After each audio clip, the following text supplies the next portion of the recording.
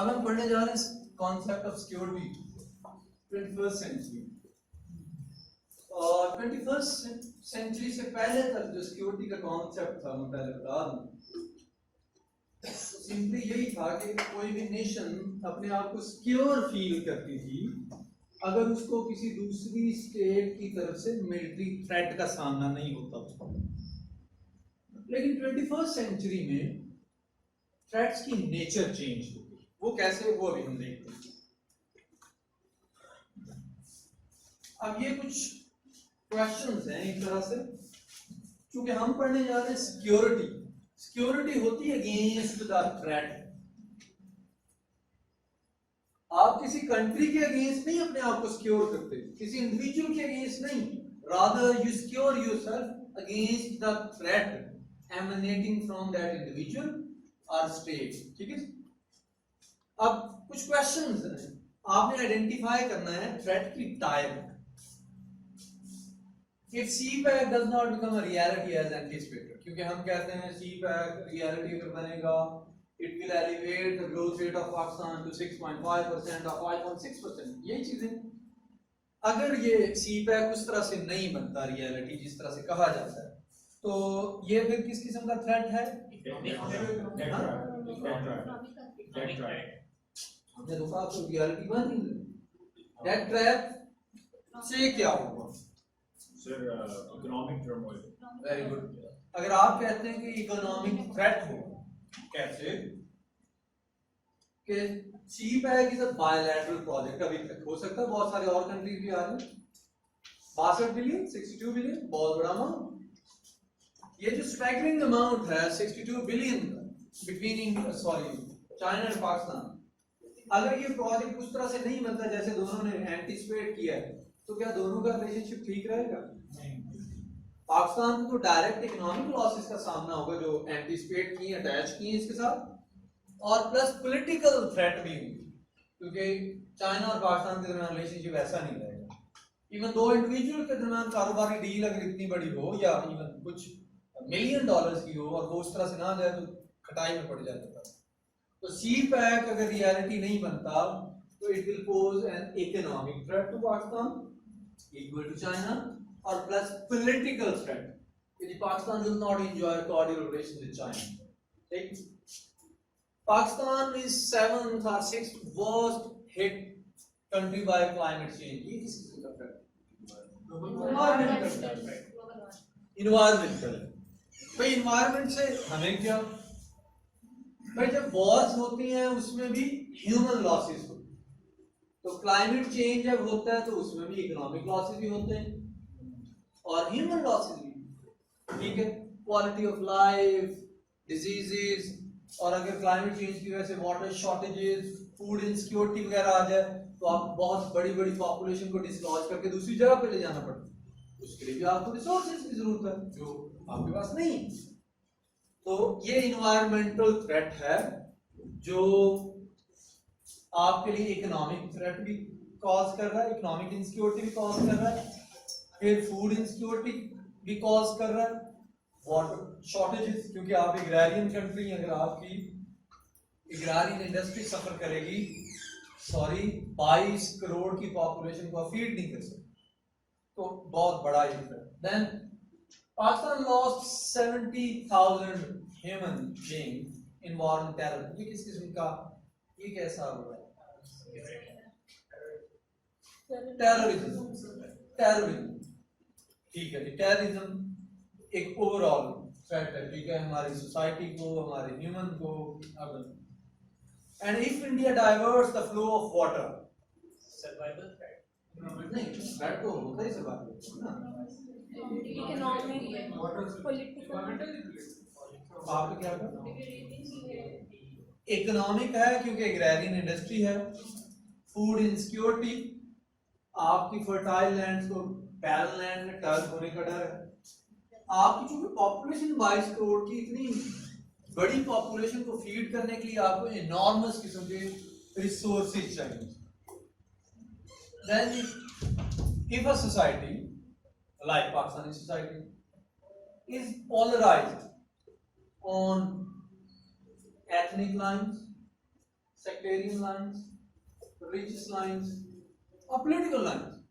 तो आप बताएं कि ये किस किस्म का threat है? Political. internal security. If a society, quote unquote, if a society is polarized, divided, succeed, national integration, हम ये कहेंगे कि ये सोसाइटल थ्रेट है, क्योंकि पोलराइजेशन या डिविजन्स आपकी इंटरनल कोहेजन को हिट करते हैं। जब एक स्टेट और उसके अंदर जो सोसाइटी है वो कोहेसिव ना हो तो सॉरी, दुश्मन को जरूरत ही क्या है वॉर की, वो कोई भी ट्रॉय यूज कर सकता है आइडेंटिटी पॉलिटिक्स का, जो आपको डिवाइड कर दे, एक दूसरे के खिलाफ, छोटा ग्रुप बड़े ग्रुप के खिलाफ खड़ा हो, नेशन fell apart या fall apart, ठीक? Then the Pakistan and Turkey, मैं दो एग्जांपल्स इसलिए क्योंकि आप फेमिलियर हैं इनके साथ। Pakistan and Turkey we happen to be two cousins by the way, वहाँ पे भी कूज बहुत हुए, मिलिट्री कूज हमारे यहाँ भी हुए। तो पाकिस्तान और टर्की लाइक कंट्री जो है, यहाँ पे अगर फ्रीक्वेंट कूज हों या होते रहें तो कोई थ्रेट है? पॉलिटिकल, शाबाश, थैंक यू, पॉलिटिकल, क्योंकि आज की दुनिया में डेमोक्रेसी को ही एक स्टेबल पॉलिटिकल सिस्टम के तौर पे कंसीडर किया जाता है। Anything divide from democracy is said to be a threat. तो डिक्टेटरशिप को आज की दुनिया में कहा जाता है कि वो पॉलिटिकली इंस्टेबिलिटी को आगे लेके आता है। ठीक है जी, अब मुझे ये बताएं कि ये सारी चीजें पाकिस्तान में ही है ना, हमने पाकिस्तान की एग्जांपल को हर जगह पे मुझे और आपसे कहा जाता है कि our defences have been made invincible, इसमें एटम बम हम कहां मारे? क्योंकि आपके यहाँ डिफेंस को अटैच कर दिया गया है विद द न्यूक्लियर कैपेबिलिटी, लेकिन ये वो वाले सॉफ्ट थ्रेट हैं जो किसी कंट्री की तरफ से नहीं आ रहे but from within the country आ रहे हैं, ऐसे ही। तो अब इन थ्रेट्स के अगेंस्ट किस तरह से आप सिक्योर हो सकते हैं? इसमें आप न्यूक्लियर वेपन को क्यों यूज करेंगे? इतनी जगह ऐसी बहुत होती है जो कंट्री सॉफ्ट पावर यूज करते हैं, तो व्हाई नॉट? इसका मतलब ये है कि हमसे जो कहा जाता है कि by the virtue of having nuclear weapon our defence and security is guaranteed, यही कहा जाता है। इसका मतलब ये है कि यहाँ पे न्यूक्लियर वेपन इज फैक्टलेस, लेकिन ये थ्रेट्स हैं तो फिर हम सिक्योर नहीं हैं। Keep in mind, we are not secure. Atom bomb शायद आपको एक्सटर्नल मिलिट्री एग्रेशन से तो रोक दे, बचा ले, लेकिन ये तो वो वाले थ्रेट्स हैं जो फ्रॉम विद इन आते हैं, या इंडिया की तरफ से आ रहे हैं पानी वाला, पानी के बाद जो कुछ यहाँ पे होगा वो तो विद इन कंट्री होगा, soft threats.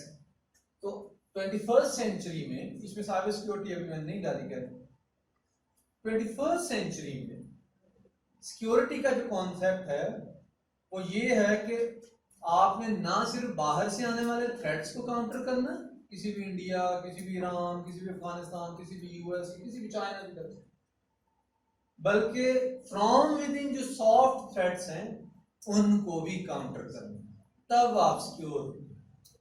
Otherwise you can not claim to be secure society. ठीक है, तब आप देख लें कि सिक्योरिटी का कॉन्सेप्ट चेंज हो गया। 20th सेंचुरी तक सिक्योरिटी सिर्फ होती थी अगेंस्ट फॉरेन एग्रेशन, अब सिक्योरिटी जो है against internal threats as well, ये कॉन्सेप्ट है।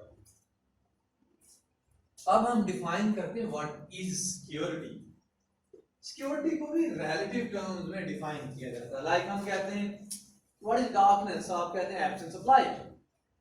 ठीक है, हम कहते हैं हु इज ignorant, तो कहते हैं who cannot read and write, यानी illiterate, यानी जो पढ़ ना सके। ठीक, हम कहते हैं कि जी what is black, आप कहते हैं जी white का opposite, बाइनरीज की टर्म। हम कहते हैं what is security, आप कहते हैं absence of threat। absence of threat वाली definition is no more in use। क्यों? क्योंकि आईआर की दुनिया में, पॉलिटिक्स की दुनिया में आप कभी भी प्रेडिक्ट नहीं कर सकते कि आज थ्रेट नहीं है तो कल भी नहीं होगा, who knows कि कल थ्रेट हो। तो absence of threat was once considered as security or not today। ये फिर आज की डेफिनेशन क्या है? आज की डेफिनेशन हमें दी मिस्टर बैरी बुजान ने। बैरी बुजान क्या कहते हैं? वो कहते हैं security is the capability of the society, capability of the society to maintain its independence, ideology and functional integrity। इस पे तवज्जो दीजिएगा, functional integrity क्या मतलब समझेंगे। बैरी गुजान कहते हैं कि absence of threat is no more security। जी फिर वो कहते हैं कि threats हूं लेकिन आप उनको काउंटर कर सकें, your ability to counter those threats and carry on your existence is security। मिसाल 2010 में सैलाब आया पाकिस्तान में, कोई 1/3 of Pakistan was inundated into flood waters। State के पास कोई कुछ भी नहीं था to do something, ना डिजास्टर मैनेजमेंट का कोई मैकेनिज्म, ना कोई पैसे थे रिकवरी के लिए, ना पैसे थे रिकंस्ट्रक्शन के लिए, और रियासत बिल्कुल came to a virtual halt। यानी एक मुसीबत आई, रियासत नॉन एग्जिस्टेंट हो। तो बैरी गुजान कहते हैं कि इश्यूज कोई से भी हैं, आप उनको काउंटर करते जाएं, रियासत चलती जाए, सोसाइटी चलती जाए। This is called security. क्या मतलब फिर समझ नहीं है। एक्टर ए और एक्टर बी, मैं एक्टर ए से कहता हूं कि I assure you you face no threat at all, consider yourself secure। Actor B से मैं कहता हूं कि this is a gun for you Shabir, this is a gun for you and I am going to pose 3 threats against you। ठीक है, अब इनमें से कौन ज्यादा सिक्योर फील करेगा? ओल्ड कॉन्सेप्ट में मैडम क्यों मैंने इंश्योर करवाया कि जी यू फेस नो थ्रेट, लेकिन आईआर कहता हूं नोस कि मेरी गारंटियां कल खत्म हो जाए। ठीक है, कोई किसी को गारंटी ही नहीं देता, लेकिन ये ज्यादा एक्चुअली सिक्योर फील करेंगे। क्यों? उनके पास वो चीजें हैं जिनकी साथ वो किसी भी किस्म के थ्रेट को अनडू करके अपनी एग्जिस्टेंस को जारी रख सकते हैं। लेकिन इनको जब किसी थ्रेट का सामना होगा तो ये सीज कर जाएंगे टू एग्जिस्ट। तो आज की दुनिया में बैरी बुजान की ये डेफिनेशन जो है वो वर्केबल है, फिजिबल है, और यही आजकल प्रेवलेंट है कि किसी भी किस्म के थ्रेट्स हो, state must be capable enough with her institution के फ्लड्स हैं तब भी काउंटर करे, बाहर से मिलिट्री थ्रेट है तो स्वाम मिलिट्री हो, आपके डेटाबेसिस पे अटैक हो तो आपके पास साइबर टीमें हो, एनवायरमेंटल थ्रेट्स हो तो आप रीफॉरेस्टेशन तो रीन्यूएबल दोनों की तरफ जाएं। ठीक है, और अगर कोई बाहर से आपके यहाँ पश्तून पंजाबी बलोच पंजाबी इस तरह से अनरेस्ट क्रिएट करने की कोशिश करें तो society must be capable enough to highlight that enemy and join hands together. ठीक है जी, तकसीम ना हो, इकोनॉमिकली स्टेट इतनी अच्छी हो कि वो रोजगार दे। ठीक है, क्लाइमेट चेंज जाहिर you have less to do but still you can do something. Reforestation, आप रीन्यूएबल्स की तरफ जा सकते हैं, लाइफस्टाइल आप जो है उस तरह से थोड़ा मॉडिफाई करके रिस्क मिटिगेशन कर सकते हैं। ये फंक्शनल इंटीग्रिटी जैसे कि वो कैपेबिलिटीज को डिफाइन कर रहे हैं। फंक्शनल इंटीग्रिटी से मुराद ये है कि कोई ऐसा हैजर्ड ना हो जो आपको डिस्ट्रॉय या डिस्टर्ब करे। काउंटर ना, आपके इंस्टीट्यूशन स्ट्रांग होने चाहिए, विजिलेंट सोसाइटी होनी चाहिए, वो तकसीमों की तरफ ना जाए। फिर अगर विजनरी लीडरशिप को वो कहे कि जी हमें क्लाइमेट चेंज का सामना है, आप सारे दरख्त लगाने के लिए चले जाएं, जी अपनी सोसाइटी है, खुद से ब्यूटीफाई करना है। तो ये है आज की दुनिया में सिक्योरिटी का कॉन्सेप्ट। खैर हम आगे भी और पढ़ते हैं। अच्छा, ये कॉन्सेप्ट आया कहां से? बाय द वे, इस कॉन्सेप्ट की एक हिस्ट्री है, वो मैं आपको बताता हूं। 1973 में ऑयल क्राइसिस आई। वो 1973 में क्यों है? 1973 में Arabs used oil as weapon against the West। 3 Wars हार चुके थे, 48, 67, 73। अरब इसराइल के अगेंस्ट तीनों वॉर आ चुके थे। अब अरबों के यहाँ एक रियलाइजेशन आई कि हम इसराइल से हारे इसलिए हैं because west is backing them, west back करता उनको। अब क्या किया जाए, हमारे पास और क्या है, हमारे पास ऑयल है, हम ऑयल को एज वेपन यूज करें, हम वेस्ट को ऑयल नहीं देंगे। जब उन्होंने ऑयल एम्बार्गो इंपोज किया, यूएस को भी ना दिया, यूरोपियंस को भी ना दिया, तो हुआ क्या कि यूरोपियन इकोनॉमी बिल्कुल रुक गई। यूरोपियन इकोनॉमी रुकी तो इंडस्ट्री रुक गई, ऑयल गया तो इंडस्ट्री रुक गई ना, इंडस्ट्री रुकी एम्प्लॉयमेंट रुक गई, इंडस्ट्री रुकी प्रोडक्शन रुक गई, प्रोडक्शन रुकी तो एक्सपोर्ट्स रुक गई, एक्सपोर्ट्स रुकी तो रेवेन्यूज खत्म हो गए, रेवेन्यूज खत्म हो गए, स्टेट के पास पैसे नहीं थे स्पेंड अपॉन पीपल, तो society came to a virtual halt, रुक गई। तब उन्होंने सोचा कि सिर्फ इकोनॉमिक्स की वजह से हमारी सोसाइटी सीज होगी, इसलिए ये वर्ड फंक्शनल इंटीग्रिटी आया कि सोसाइटी चलती रहे, काम करती रहे, थ्रेट्स किसी किस्म के भी, ठीक है जी। ये है 1973। उसके बाद रियलाइजेशन आई, economic security and blah blah. Barry Buzan ने हमें 5 सेक्टर्स दिए in order to ensure this type of security. वो क्या कहते हैं, वो कहते हैं state must be capable enough in military terms, a state must be capable enough in political terms, वहाँ पे political processes ठीक हो, एक गवर्नमेंट जाए दूसरी सक्सेसिव गवर्नमेंट इस तरह से चलती रहे, एक political stability हो। फिर इकोनॉमिक, वो कहते हैं state must be capable enough to cater the basic needs of the people, जवानों को रोजगार दे और उनको इतनी सहूलतें दे, हेल्थ दे, एजुकेशन दे, इंफ्रास्ट्रक्चर दे, ताकि economic wellbeing. This societal, a society must not succumb to dividing incentives. वहाँ पे एथनिक या एथनिक बेसिस पे डिविजन्स की बात ना हो, जैसे हमारे यहाँ होता है अक्सर, और सेक्टेरियन बेसिस पे ना हो। सोसाइटी मस्ट रियलाइज कि हम एक नेशन। जब ये रियलाइजेशन होती है तो आपके पास बाकी रिसोर्सेज ना भी हों तो नेशन जो है रेजिलियंट होती है, वो रोक सकती है। ईरान इसकी बेस्ट एग्जांपल, ईरान इसकी बेस्ट एग्जांपल। तो वहाँ बहुत सारे इश्यूज हैं, लेकिन all Iranians think themselves as one Iran, जिसकी वजह से किसी किस्म का भी क्राइसिस आता है तो वो क्राइसिस को वो टॉलरेट करते हैं। देन एनवायरमेंटल सिक्योरिटी, यहाँ पे you have very less to do, लेकिन स्टिल आप बहुत कुछ कर सकते हैं, क्योंकि ये ग्लोबल फिनोमिना, एक स्टेट का फिनोमिना नहीं।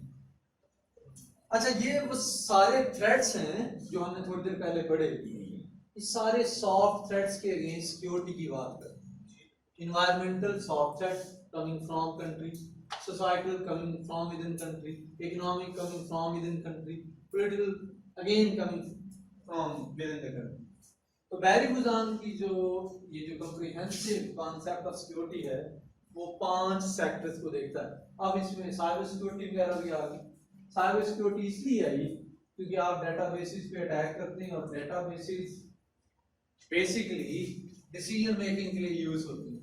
जब डेटाबेसेस पे अटैक किया जाता है और उन्हीं डेटास की बेसिस पे कोई पॉलिसी बनाए तो सॉरी रिजल्ट नहीं आता, ठीक है। तो आज की दुनिया में ये हैकिंग हो रही है, ये हो रहा है, वो हो रहा है, वो बेसिकली सारे थ्रेट्स हैं। ये 5G पे भी यही डिबेट सारी चल रही है, चाइना और यूएस के दरमियान ये जो टेक वॉर इसीलिए है कि जो भी 5G इंट्रोड्यूस करवाएगा they will be able to control the data flow, they will use 5G for espionage, spying on everyone, on every country। तो इसलिए ये सब है, हाँ वो साइबर में आता है। ये ऑयल प्राइसिंग वाली जो बात, ऑयल प्राइसिस वाली जो बात की, ऑयल किस तरह से एक कह दें वेपन के तौर पे यूज हुआ, क्योंकि वेस्ट जो था बड़ा रैपिडली इंडस्ट्रियलाइज हो रहा था after the second world war. जब उनको सप्लाईज ना मिली तो उनकी जो इंडस्ट्री है वो सारी रुक गई, ठप हो गई। फिर हमने देखा क्लाइमेट चेंज अभी आया फिनोमेना, ये 15-20 साल में रेन साइकिल डिस्टर्ब हुए, वेदर पैटर्न आपने देखा। अब गर्मी के 10 महीने की होगी, सर्दी श्रिंक होती जा रही, और वेदर एक्सट्रीम गर्मी और एक्सट्रीमली कोल्ड विंटर्स, आप ये देख सकते हैं। फिर हमने देखा कि एथनो नेशनलिज्म भी अब आ रहा है। एथनो नेशनलिज्म सोसाइटल थ्रेट है, कि हम बजाय के वन पाकिस्तानी आइडेंटिटी के साथ जिए, ठीक है उसके नीचे सब आइडेंटिटीज होती, पूरी दुनिया में होती हैं, ऐसी बात नहीं, लेकिन हम first Pashtun, first Punjabi, first ब्लूज, देन समथिंग एल्स। तो एथनो नेशनलिज्म भी एक थ्रेट है टू द स्टेट्स। तो आज की दुनिया में इसलिए सोसाइटल सिक्योरिटी पे बहुत ज्यादा जोर दिया जाता है। फिर rise of non state actors, 9/11 से पहले ये नॉन एग्जिस्टेंट फिनोमिना था, ठीक है टेररिज्म के इक्का दुक्का वाकयात होते थे, लेकिन 9/11 gave categorically a new dimension to the terrorism, ठीक है 9/11। और फिर हमने देखा कि 9/11 के बाद टीटीपी, बोको हराम, अल शबाब, तहरीक-ए-तालिबान अफगानिस्तान, ये इतने पोटेंट थ्रेट्स हैं कि इवन पाकिस्तान जैसा कंट्री, उसने अपनी 3 वॉर्स में भी उस तरह से डेथ्स जो हैं वो बर्दाश्त नहीं की इंडिया के अगेंस्ट जितनी इन्होंने even without going into war हम पे इन्फ्लिक्ट कर दी। 70,000 80,000 जितनी भी 50,000 भी अगर आप कंसीडर करें, बहुत बड़ा। फिर मैरान बेस अटैक, ये सारा आप देख लें, हमारा सोशल इंफ्रास्ट्रक्चर सारे के सारा हम एक ट्रॉमेटिक फेज से गुजरे हैं साइकोलॉजिकली एंड फिजिकली।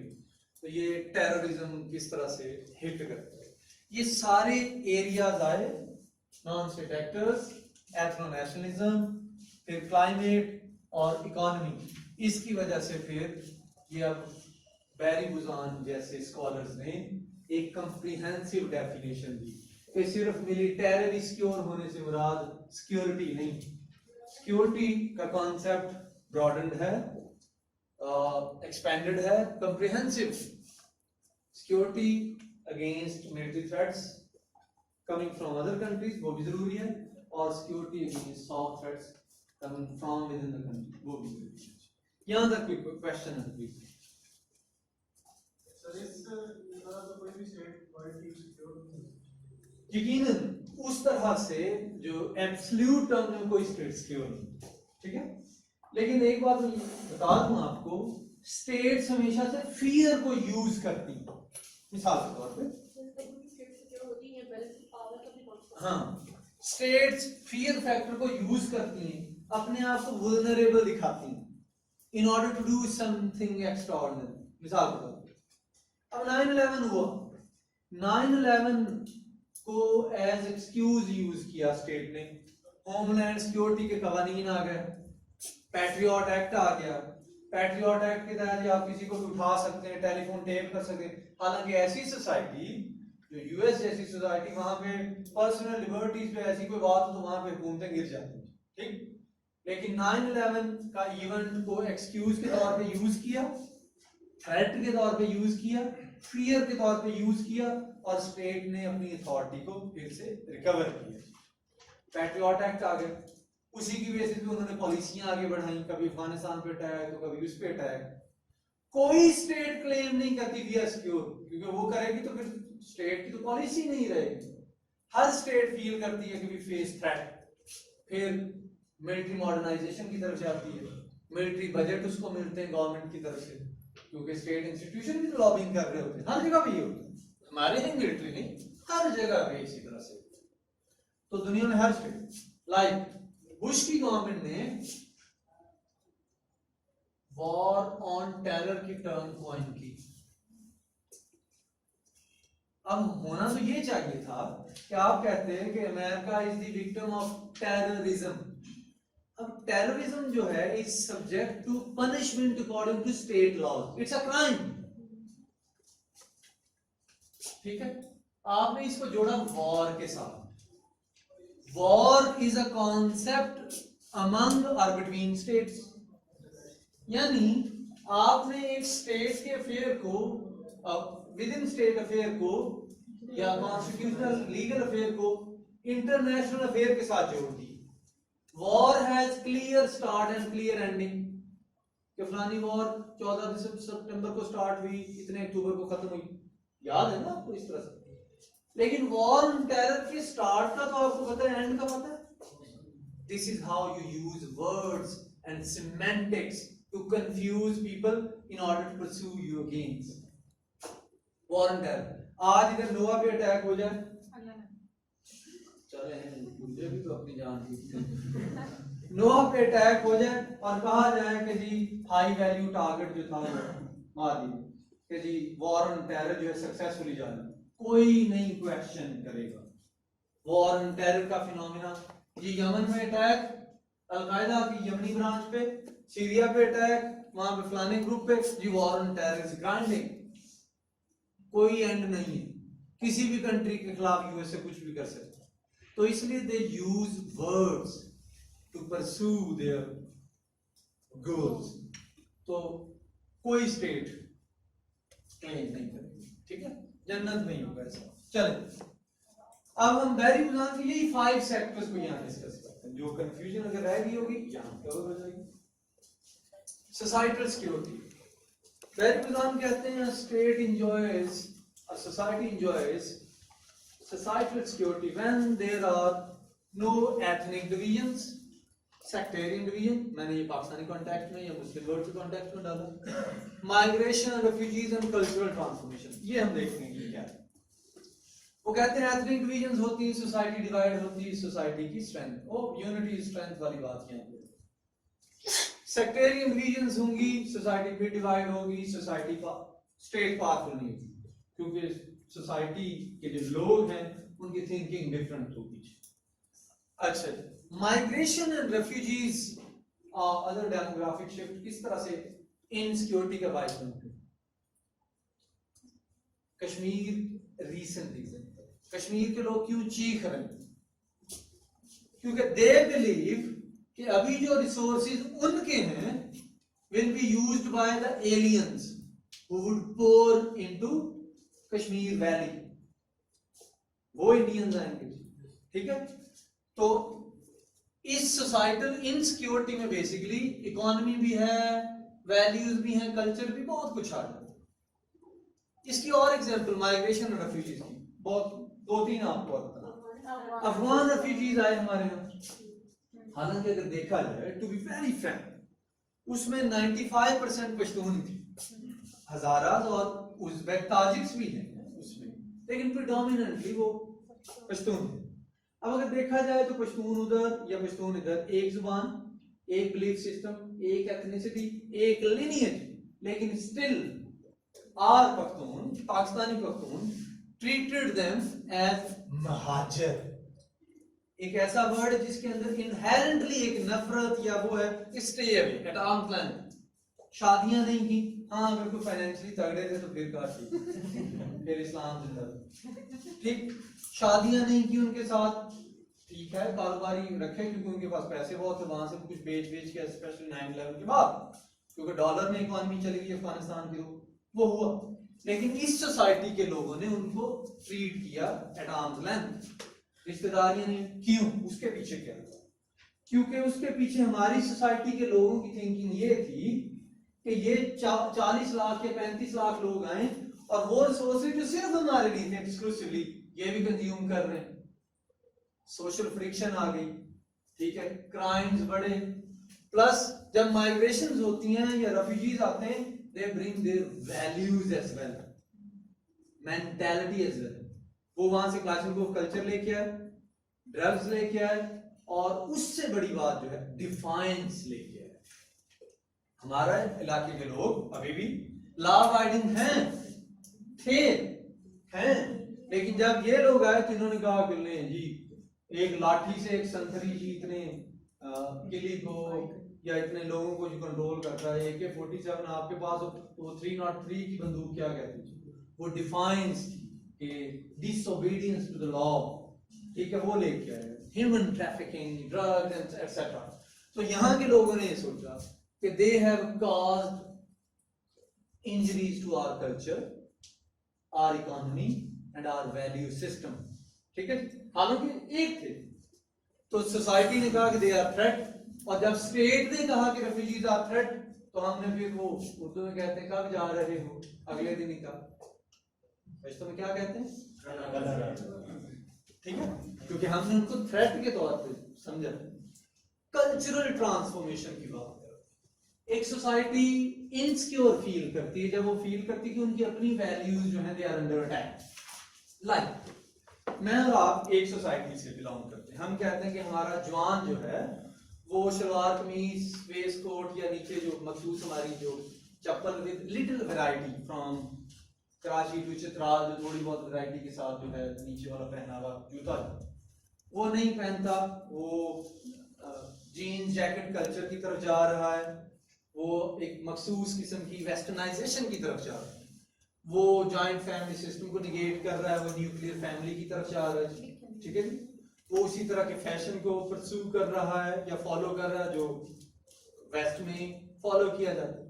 तो जब सोसाइटी कलेक्टिवली फील करती है कि their values are under threat और उनकी अपनी वैल्यूज जो मतरूक होती जा रही हैं, जिनको लोग अब फॉलो नहीं करते, तर्क करते चले जा रहे हैं, तो वो फिर क्या करते हैं, वो एलियन कल्चर से थ्रेट फील करते हैं। फिर क्या होता है, जैसे आज हमारे यहाँ होता है Sindhi Ajrak day, Pashtun culture day, Punjabi bhangra day, Baloch, ये 10 साल पहले नहीं थे, 10 साल पहले नहीं थे, ये अब आए। क्यों? क्योंकि हमने देखा कि we are facing a cultural यलगार and we are losing identity. क्योंकि 90s में हमने कोशिश की वेस्ट की तरफ भी जाने की, टेढ़ा मुंह करके इंग्लिश सीखने की, ना वो आई तो ना उर्दू सही से आई, तो फिर हमें लगा, और प्लस यूरोप में जो आइडेंटिटी क्राइसिस आए वहां पे ब्राउन या देसी, पाकिस, इंडियन, ब्लैक्स, इस तरह के जब रेसिस्ट किस्म के हमें कलमात सुनने पड़े तो हमने कहा कि चलें जी वापस। ठीक, तो हम वापस आए और हमने सीखी अपनी वैल्यूज पे फख्र करना, उनको उस तरह से। तो ये है जी कल्चरल ट्रांसफॉर्मेशन, वो नेगेटिव वे में जो चल रही है। इकोनॉमिक सिक्योरिटी, इकोनॉमिक सिक्योरिटी में सिंपली ये है कि स्टेट का मैक्सिमम सेल्फ रिलायंस, उसको दूसरों पे रिलाय ना करना पड़े। क्यों क्यों दूसरों पे रिलाय क्यों ना करना पड़े? Very good. जब आप दूसरे पे रिलाय करते हैं, जब आप दूसरे पे डिपेंड करते हैं, dependence is vulnerability, like Pakistan did on western block. अब क्या हमारे पास कुछ भी नहीं, इज डूइंग। अच्छा, तो सेल्फ रिलायंस की तरफ जाना चाहिए ताकि आपको दूसरों की ट्यून्स पे डांस ना करना पड़े, क्योंकि आपकी फिर फॉरेन पॉलिसी भी हाईजैक हो जाती, क्योंकि you have to act according to their aspiration. अच्छा, state must ensure sustainable revenue. State आज की दुनिया में रेवेन्यूज कैसे अर्न कर सकती है? With industrialisation.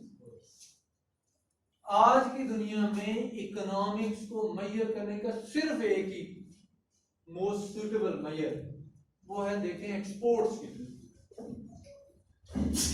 और एक्सपोर्ट्स जो हैं वो आती इंडस्ट्री से। बाकी ये सारे जाली और फॉर्ज्ड किस्म की है। 4.5%, अगर कोई गवर्नमेंट कहती है कि हम 3.9% के साथ जा रहे हैं, आप सिंपली उनका ट्रेड बैलेंस देख लें, इंपोर्ट्स कितनी, एक्सपोर्ट्स कितनी और इंडस्ट्री कितनी। ये सारे लफ्जों का हेर फेर होता है, गवर्नमेंट से गलत कहती है कि हमारी गवर्नमेंट में ये हो रहा है। आप इंडिपेंडेंट तहकीक करके देख लें, एक्सपोर्ट्स कितनी, इंपोर्ट्स कितनी और इंडस्ट्री कैसी चल रही। जब इंडस्ट्रियल बेस होगी आपको जॉब मिलेंगी, इंडस्ट्रियल बेस होगी प्रोडक्शन होगी, इंडस्ट्रियल बेस होगी एक्सपोर्ट्स होंगी, इंडस्ट्रियल बेस होगी एक्सपोर्ट्स के बाद रेवेन्यूज होंगे, रेवेन्यूज होंगे government will spend on you या on your health, on your education, on your infrastructure या वेलफेयर सर्विसेज, और भी इंश्योरेंस से लेके और भी बहुत कुछ हो सकता है। तो यानी state must be capable enough to cater your economic और बेसिक नीड्स।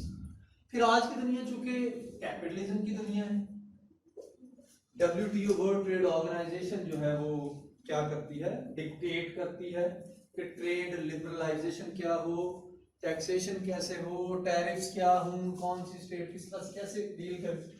तो आपकी इकोनॉमी भी कंपैटिबल होनी चाहिए with the rules of the WTO। आज के WTO की दुनिया में, कैपिटलिस्ट वर्ल्ड में आप कम्युनिस्ट इकोनॉमी नहीं बना सकते, डेढ़ ईयर की मेजर नहीं बना सकते, क्योंकि जिस तरह का सिस्टम हो आपको वैसे ही वहां पे ऑपरेट करना पड़ेगा। और आज का सिस्टम है इकोनॉमिक लिबरलिज्म। तो चाइना कैसे राइज करेगा? चाइना भी कैपिटलिस्ट है, लेकिन वहां पे फर्क ये है कि China is a state owned capitalist state तो सर वो कम्युनिज्म है। नो, कोई कम्युनिज्म नहीं है वहां पे। वो सोशलिज्म को यूज करते हैं for social solidarity and social control, जो स्टालिनिस्ट कंट्रोल है या माओइस्ट कंट्रोल है, और इकोनॉमी को प्योर इसी टर्म्स, सिंपल सी, जैसे हम वो बचपन में पड़ताल करते थे ना मैथ का क्वेश्चन ठीक है या नहीं। आप देख लें अगर यूएस से, सॉरी चाइना आज के सिस्टम में राइज करके सेकंड लार्जेस्ट इकोनॉमी बना है, और आज का सिस्टम है कैपिटलिस्ट, तो वो कैपिटलिस्ट होंगे क्योंकि सिस्टम पे उन्हीं को करता है जिनकी पॉलिसियां आपके साथ कंपैटिबल हो। So sir, how are the capitalist countries allowing China to be a communist country?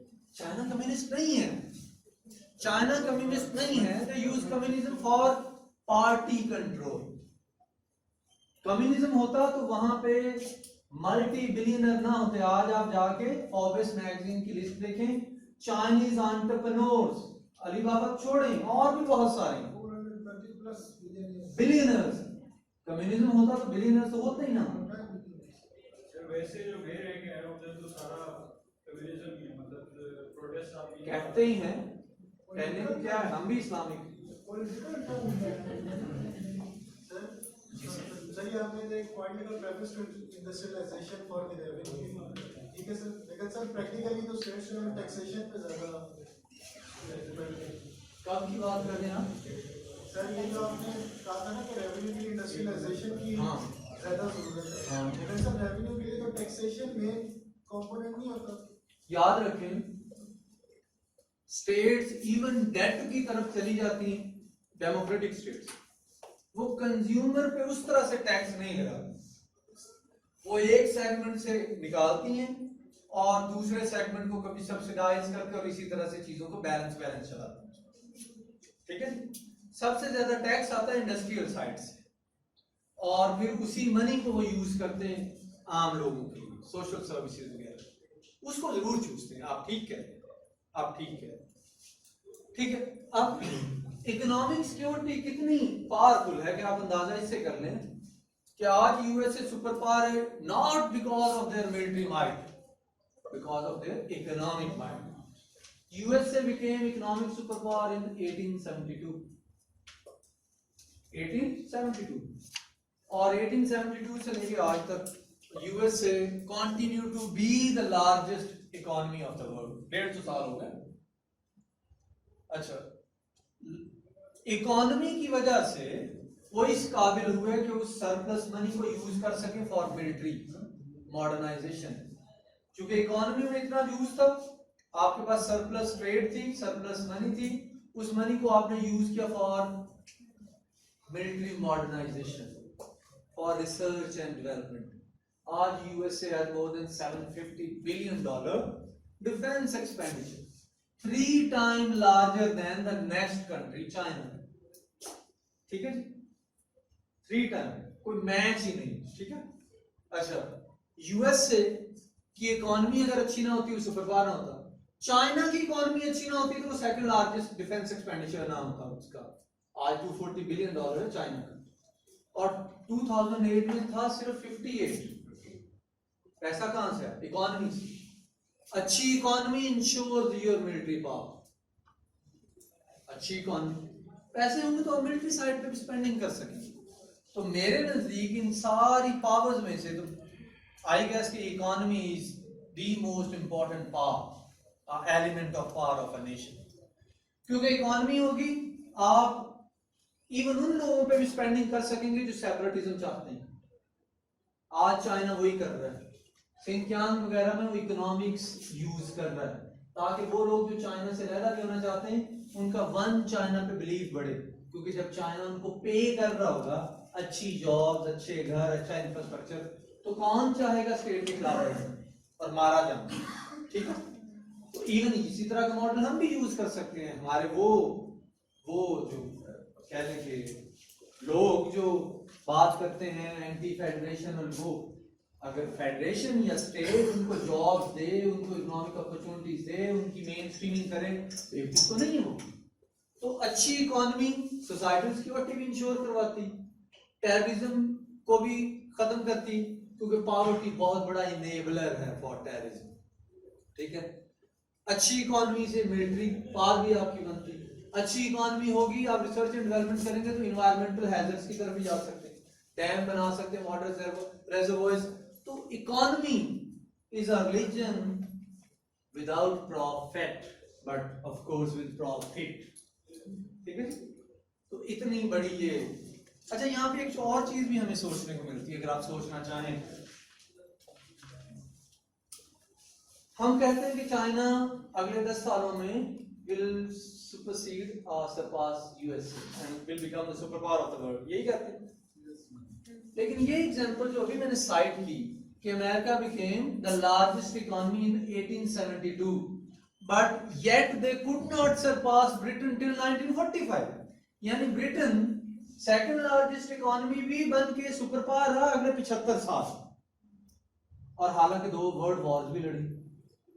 USA को तो ऐसे किसी को और का सामना नहीं, और यूएसए उस तरह से स्लो इकोनॉमी भी नहीं।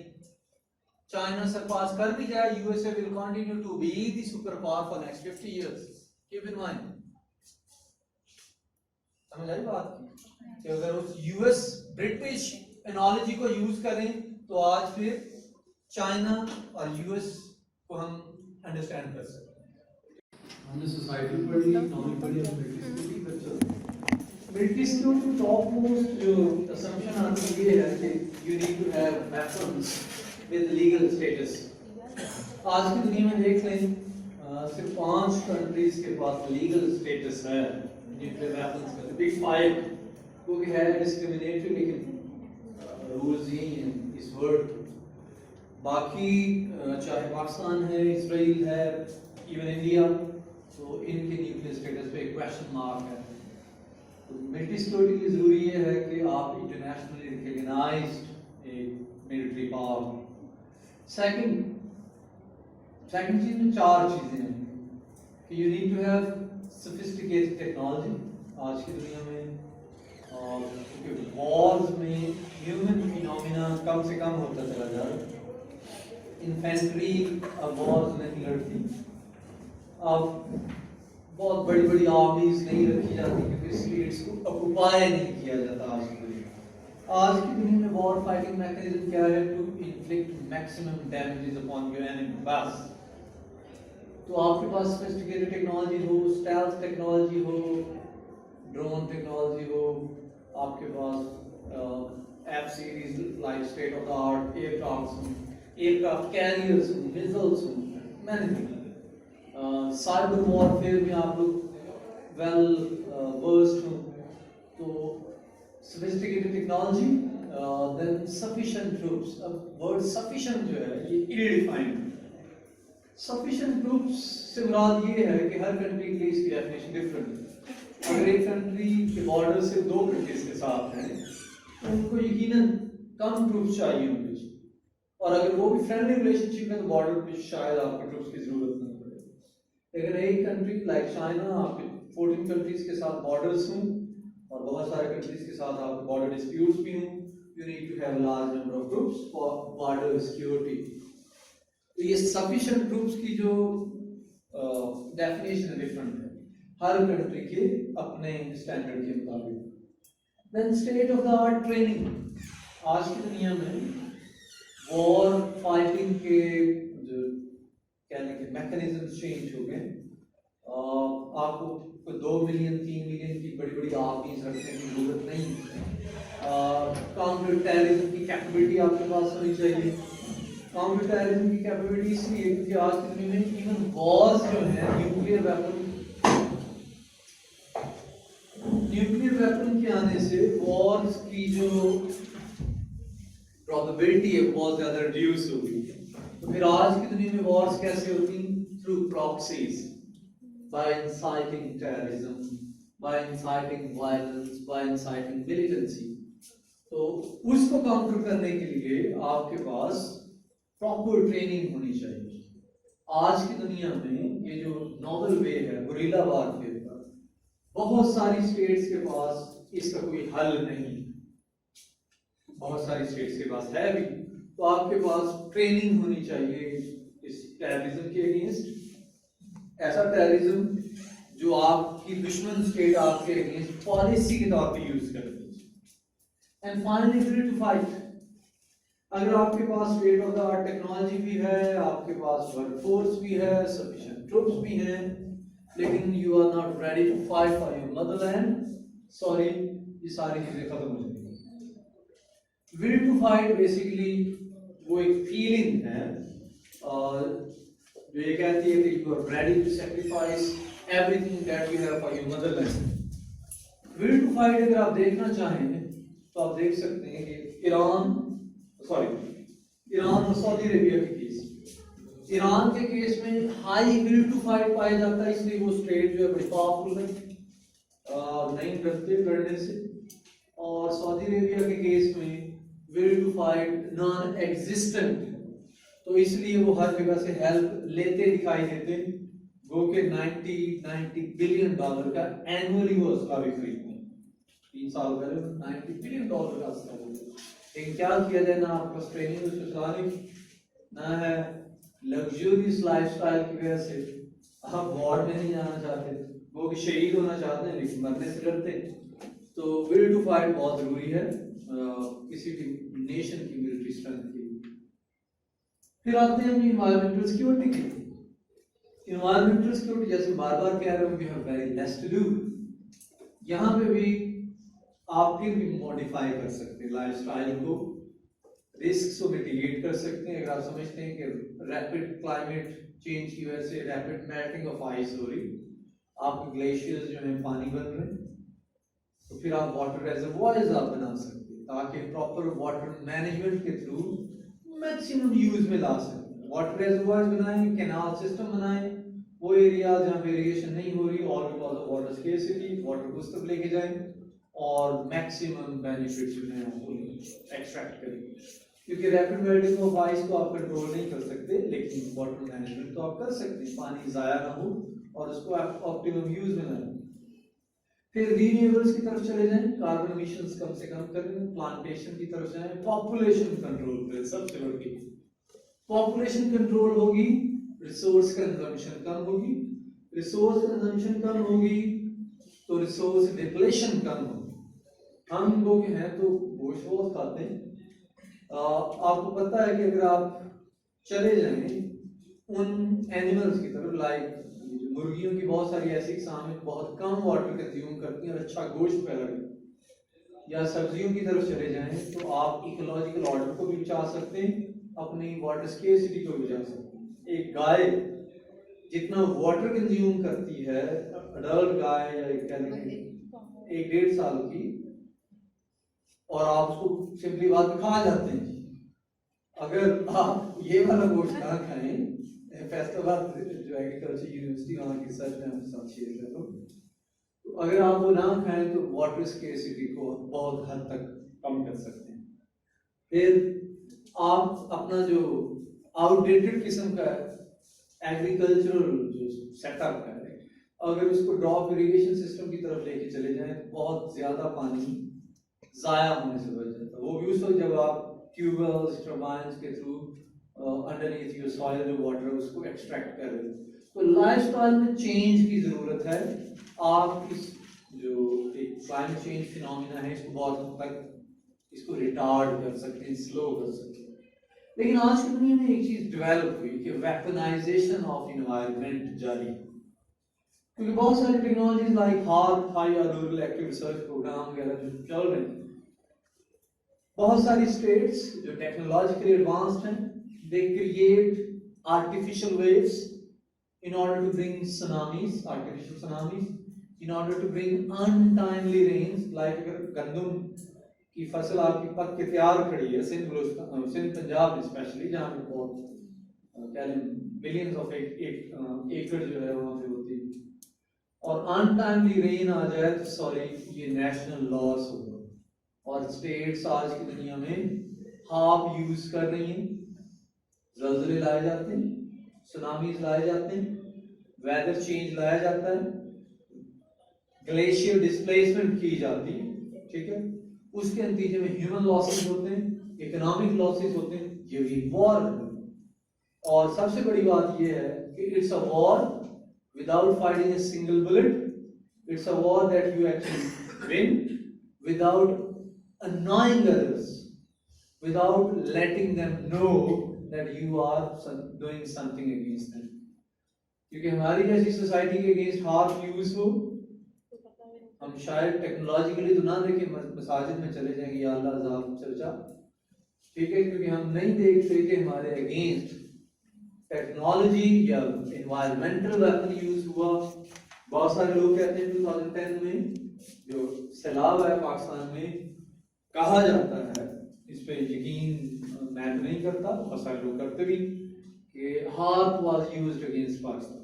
So 2005 earthquake, authentic. उसके बारे में मैंने नहीं पढ़ा। सर रिपोर्ट है, रिपोर्ट है, शेयर कीजिएगा हमारे साथ, कि और भी बहुत सारे। तो इन्वायरमेंट का जो वेपन है बाय द वे, अब स्टेट्स को चाहिए कि इसके अगेंस्ट भी अपने आप को ऑगमेंट करें और वेल गार्ड करें अपने लोगों को। ये है आज की दुनिया में सिक्योरिटी का कॉन्सेप्ट, जो 5 सेक्टर में, मिलिट्री, सोसाइटी, इकोनॉमी, एनवायरमेंट वाली साइड, ये पांचों सेक्टर। अब अगर इन 5 सेक्टर्स को हम पढ़ने के बाद एक नतीजे पे पहुंचे, तो फिर आज की दुनिया में किसी भी स्टेट का जो नेशनल सिक्योरिटी मिक्स बनता है वो ये। अब मैं यहाँ पे पढ़ता जाऊंगा, आप आइडेंटिफाई कीजिएगा कि कौन से उन 5 सेक्टर्स में से कौन सा सेक्टर में यहाँ पे डिस्कस करें। मिलिट्री कैपेबिलिटीज, मिलिट्री सिक्योरिटी, ठीक है। Then economic and technological base, economic and technological base, again economy. क्यों इकोनॉमी होगी? आप रिसर्च एंड डेवलपमेंट में जाएंगे, आप देख रहे हैं यूएसए के बाद सरप्लस मनी है that allowed USA to spend on R&D more than next 46 countries put together, more than next 46 countries put together। उन 46 के बाद फिर इथियोपिया, पाकिस्तान ही रह जाते, ये सारे top countries put together.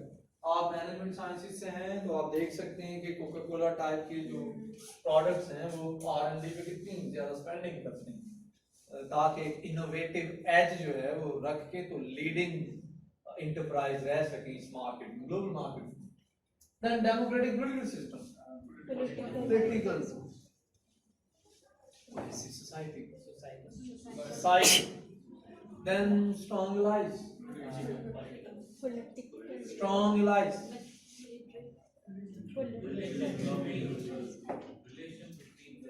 Relations कौन डील करता है? पॉलिटिक्स। पॉलिटिकली आप क्या कर सकते हैं, इवन अगर आप के बॉर्डर्स पे एनिमी स्टेट्स हैं, by using appropriate foreign policy politically you can utilize them। once you utilize them you can win their hearts and minds, यानी you can win them as allies। तो यहाँ पे policies हैं, उसी policy में economy भी आ जाती है। क्या आप उनके साथ ट्रेड में चले जाएं? जब ट्रेड में जाएंगे वो दुश्मन नहीं रहेंगे, क्योंकि दुश्मन नहीं रहेंगे क्योंकि वॉर एक लुक्रेटिव बिजनेस नहीं रहेगा। और वॉर में जब जाएंगे तो दोनों स्टेट सोचेंगे you have much to lose by going into war. तो वॉर में अगर लॉस हो जाए तो कोई इलाज बाकी है। कैसे? जैसे आप इसी टाइप वाली बात की रियल टाइम, तो वो एक पॉलिटिकल थ्रेट बन जाएगा। तो पॉलिटिकल अपॉर्चुनिटी फिर भी हम चले, ये भी मान लिया हम, फिर यहाँ पे पॉलिटिकल स्टेबिलिटी है, ठीक है। Then borders with the friendly states, political and military, और ये तो अल्लाह ही दे सकता है, ठीक है। लेकिन स्टिल विद फ्रेंडली स्टेट्स आप प्रोएक्टिव पॉलिसीज से चीजों को बेहतर कर सकते हैं। Capitalist economy, economic security, stable social welfare system, mixture of all, ठीक है। ये है जी आपका सिक्योरिटी मिक्स, ठीक है। यहाँ पे आपके न्यूक्स काम करते हैं, अब आपकी सोसाइटी बड़ी डाइवर्स किस्म की है, कोहेजन नहीं है, हम डिवाइडेड हैं, डिवाइडेड इवन मलाला ने ट्वीट नहीं की, इस पे डिवाइडेड हैं, मलाला को नोबेल पीस प्राइज मिला, इस पे डिवाइडेड हैं। मतलब हमारी सोसाइटी में डिवाइडिंग टेंडेंसीज ज्यादा है। वजह क्योंकि हमारे यहाँ पॉलिटिक्स जो होती है on the basis of difference, not on the basis of commonalities. ठीक है, तो ये हमारी सोसाइटी का डायलेमा है।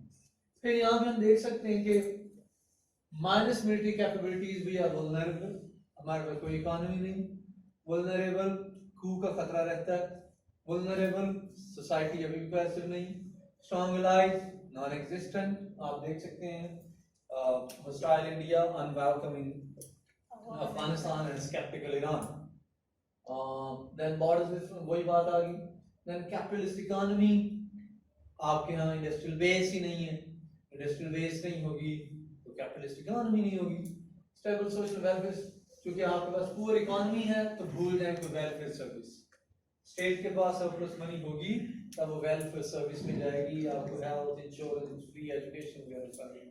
तो इससे पता चला कि ये गेटेबल तो है, गेटेबल है, लेकिन उसके लिए एक ऑल कंप्रिहेंसिव एफर्ट चाहिए, बॉटम अप अप डाउन।